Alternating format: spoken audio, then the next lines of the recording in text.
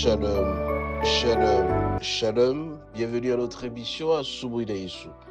Moi, c'est le pasteur. Bienvenue, Matenda Kibankala. Je salue toutes celles et tous ceux qui suivent régulièrement notre émission à Soubrina Yesu et vous souhaite de très bonnes conditions d'écoute à Soubrina Yesu, qui signifie dans l'une de nos quatre langues nationales, le matin avec Dieu. Bien-aimés, ce matin, notre thème s'intitule le psaume 97, psaume 97, psaume pour la royauté de notre Dieu. Psaume pour la royauté de notre Dieu. L'Éternel règne. Nous allons lire à cet effet le psaume 97, du premier jusqu'au 12e verset. Nous lisons dans le Jésus. L'Éternel règne. Que la terre soit dans l'allégresse, que les îles sont nombreuses, se réjouissent. Les nuages de l'obscurité l'environnent. La justice et l'équité sont la base de son trône. Le feu marche devant lui et embrase alentour des adversaires. Ses éclairs illuminent le monde. La terre le voit et tremble.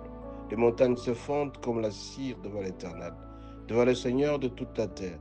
Les cieux publient sa justice et tous les peuples voient sa gloire. Ils sont confus, tous ceux qui servent les images, qui se font gloire des idoles. Tous les idiots, tous les dieux se procèdent devant lui. Sion l'entend et se réjouit. Les filles des Juda sont dans l'allégresse à cause de tes jugements éternels. Car toi, Éternel, tu es le Très-Haut sur toute la terre. Tu es souverainement élevé au-dessus de tous les dieux.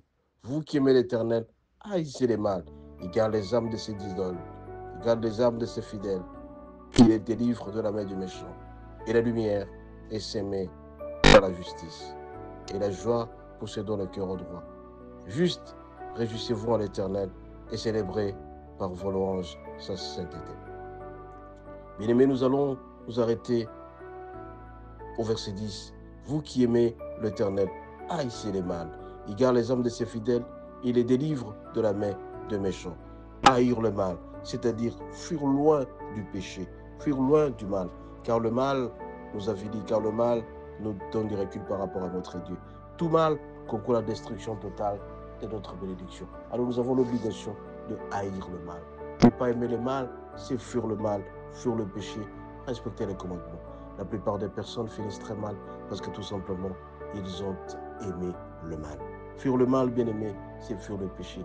Fuir le mal, bien-aimé, c'est montrer l'amour à l'autre.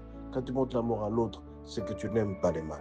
Beaucoup de gens ont échoué dans leur vie parce qu'ils aiment le mal. Il est dit, vous qui aimez l'Éternel, haïssez les mal.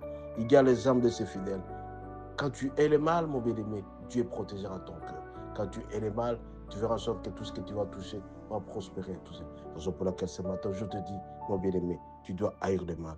En parcourant le verset 90, le psaume 97, Dieu règne. On sent la puissance de Dieu. Quand il règne, tout marche normalement. Raison pour laquelle ce matin, avant de sortir, mon bien-aimé, si tu peux parcourir ce psaume, il te sera intéressant, il te sera important. Soyez richement bénis.